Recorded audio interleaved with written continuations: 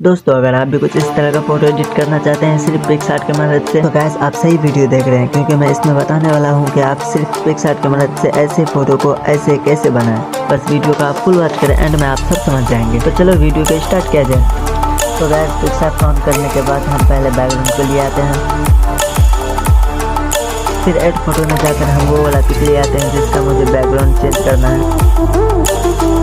Gas photo ले आने के बाद मैं यहाँ से इसका बैकग्राउंड रिमूव कर देता हूँ। तो बैकग्राउंड रिमूव होने के बाद मैं इस फोटो को अच्छे से इस पेपर पे फिट कर देता हूँ। तो गैस मैं फोटो के ऊपर 2 लाइन बनाने वाला हूँ, वो भी इरेज की मदद से। तो गैस आप भी कुछ इस तरह से इरेज की मदद से अपनी फोटो के ऊपर 2 लाइन बना सकते हैं। आप 2 बनाइए या 4 बनाइए, वो आपकी मर्जी, बट मैं 2 ही बनाऊँगा। मैं इसको इरेज कर देता हूँ।